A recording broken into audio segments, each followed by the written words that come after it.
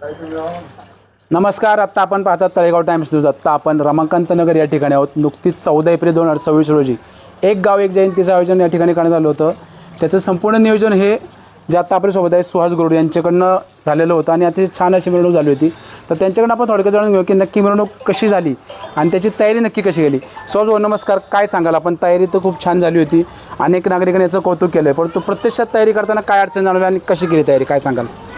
Bharat Ratna doctor Babasaheb Ambedkar यांची 135वी जयंती यावर्षी रमाकांत तरुण मंडळ असन, अनागरिक चॅरिटेबल ट्रस्ट असन, पंचशील महिला मंडळ असन, परत पंचशील लेझिम पथक असन व त्याचबरोबर तळेगावातील सर्व धर्मीय मंडळे असतील यांच्या संयुक्त विद्यमाने यावर्षीची जयंती आपण तळेगावमध्ये साजरी केली. ही साजरी करत असताना अडचणी खूप आल्या. पहिली गोष्ट म्हणजे मागील वर्षीपासून आम्ही जे जयंती करायचो त्याचा कन्सेप्ट आम्ही बदलला. मागील वर्षी फक्त रमाकांत नगर यांच्या म्हणजे जिथं स्थानिक नागरिक आहेत आमचे, ते स्थानिक नागरिकांच्या माध्यमातून जयंती केली जायची. 500-700 लोक असायची जयंतीमध्ये, फक्त मिरवणूक काढली जायची. पण त्याच्यानंतर मागच्या वर्षीपासून आम्ही साधारण त्याचं स्वरूप पूर्ण बदललं. ही जयंती पूर्ण गावाची जयंती झाली पाहिजे. फक्त हे बौद्ध समाज असन या समाजाची जयंती न राहता प्रत्येक समाजाने याच्यात इन्व्हॉल्व झालं पाहिजे असा विचार मी रमाकांत तरुण मंडळाकडे मांडला आणि तो मांडल्यानंतर प्रत्येकाने त्याच्यामध्ये कार्यकर्त्यांनी त्याच्यामध्ये सहभाग घेतला व आम्ही प्रत्येकाकडे पोचण्यासाठी प्रयत्न केला. मागील वर्षी हा प्रयत्न केल्यानंतर साधारण 6,000-6,500 लोक मिरवणुकीला जमा झाली आणि ती मिरवणूक झाल्यानंतर आमच्या असं लक्षात आलं की लोकांना जे आपले बांधव असतील किंवा तळेगावात राहणारे लोक असतील त्यांना काय पाहिजे ते लक्षात आलं. त्यानुसार मग आम्ही मागील वर्षी डीजे मुक्त जयंती केली. नक्कीच बरोबर. डीजे मुक्त जयंती केली. एक गाव एक जयंतीचा मागच्या वर्षी संकल्प चालू केला व या वर्षी त्याच्यात वाढ केली. पण या वर्षी वाढ करत असताना आम्ही पगारे साहेब असतील, आंबोरे सर असतील, बाळासाहेब गायकवाड असतील, चंद्रकांत चव्हाण असतील, संजय गायकवाड असतील, त्याच्यानंतर खोब्रागडे असतील आणि आमचे असंख्य कार्यकर्ते आहेत. त्यात आता हे गावात भारतरत्न डॉक्टर बाबासाहेब आंबेडकर मिरवणूक समितीचे कार्यकर्ते व त्यानंतर आमचे रमाकांत तरुण मंडळाचे कार्यकर्ते यांनी सर्वांची एकत्रित मीटिंग घेतल्यानंतर आपण जयंती तळेगावमध्ये कशा पद्धतीने करायची याचे 2 महिन्यापूर्वी आम्ही त्याचा संकल्प केला.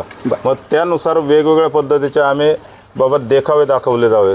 ज्या पद्धतीने सोलापूरमध्ये दाखवले जातात त्या पद्धतीने तळेगाव आहे 1,00,000-1.25 लाख लोकसंख्या आहे, परंतु आजूबाजूची जर गावं पाहिली तर आपल्याला प्रतिसाद चांगला भेटेल असं मला वाटलं. त्यानुसार मग मी याला मूर्तरूप द्यायचं स्वरूप चालू केलं आणि त्याच्यानुसार एक कन्सेप्ट आमची वाढत गेली. हे देखावे असतील, त्याच्यानंतर त्या देखाव्यांच्या पुढं आपण कोणकोणचे ढोल असतील, नाशिक ढोल असेल किंवा बँड पथकं असतील, त्याच्यानंतर पंचशील महिला मंडळाचं लेझिम पथक असेल, या वेगवेगळ्या आपण हे मिरवणूक ठेवणे. परंतु हे ठेवत असताना एक गाव एक मिरवणूक आपली झाली पाहिजे.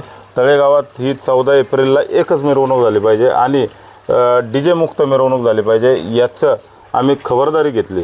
हे तळेगावात त्या दिवशी 14 एप्रिलला डीजे कुठं लागला नाही पाहिजे याची खबरदारी घेतली आणि ते मी सर्व तळेगावमध्ये सांगितल्यानंतर तळेगावकरांनीही ते ऐकलं.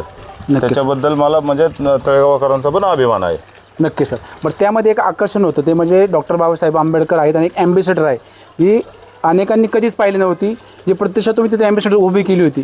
तर नक्की हे कसं सुचलं आणि कशी तयारी केली आपण त्याची? आमचा रमाकांत मंडळाचा कार्यकर्ता आहे प्रतीक आगळे, मार्केटिंगचं काम करतो. मार्केटिंगचं काम करत असताना तो बऱ्याच ठिकाणी फिरत असताना त्याला एका ठिकाणी ॲम्बेसेडर उभी दिसल्यानंतर तो माझ्याकडे आला. मला म्हटलं काका, म्हटलं ते ॲम्बेसेडर मी अशा ठिकाणी पाहिली. म्हटलं पण ते पाहिले मग कसं काय? तो म्हटला बाबासाहेबांचा एक फोटो आहे.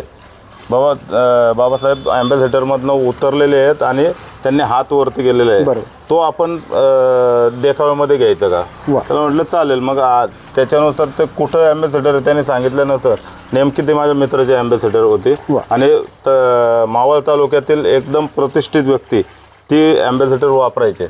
तर त्यांना मी लगेच फोन केला आणि त्यांनी दुसऱ्या सेकंदाला नक्कीच. मी आता त्यांचं नाव सांगू शकत नाही, कारण काय आहे, हा देखावा इथं आजरामर झालेला आहे. नक्कीच पूर्ण महाराष्ट्रभर पोचलेला आहे, जेणेकरून त्यांना त्या अँबॅसेडरसाठी लोकांनी पण त्रास देऊ नये म्हणून मी त्यांचं नाव सांगू शकत नाही. बरं. नाही तर मला पण त्यांचं नाव सांगायला अभिमान वाटला असता. आता कालचंच सांगतो, ते अँबॅसेडर परत द्यायला मी त्यांच्याकडे गेलो, तर अँबॅसेडर द्यायला गेल्यानंतर आम्हाला त्यांचा सत्कार करायचा होता. नक्कीच. परंतु त्यांनी आमचा सत्कार केला, कारण की ते त्यांच्या बोलण्यातनं असं आलं की बाबा ते अँबॅसेडरला बाबासाहेबांचं नाव लागलेलं आहे, वा. म्हणून आम्ही तुमचा सत्कार करणार. नक्की सर. आणि त्याच्यावर एक लाल दिवा होता, त्याची तयारी आपण कशी केली? आता लाल दिवा कुठं मिळत नाही आहे, परंतु आता कुठून तरी उपलब्ध करावा हे आम्ही जवळ 4 ते 5 दिवस आम्ही त्या लाल दिव्याच्या मागे लागलो होतो. एका शासकीय अधिकाऱ्याकडनं तो दिव्याचं आम्ही नियोजन केलं आणि तो लाल दिवा परत देऊन टाकला आहे. नक्की सर. थोडक्यात आपण काय पाहत असतो की नियोजन झाले किंवा मिरवणूक छान झाली, परंतु त्याच्या मागच्या बारीक सारीक अडचणी स्वतः खूप छान पद्धतीने आपण सांगितलेल्या आहेत. धन्यवाद.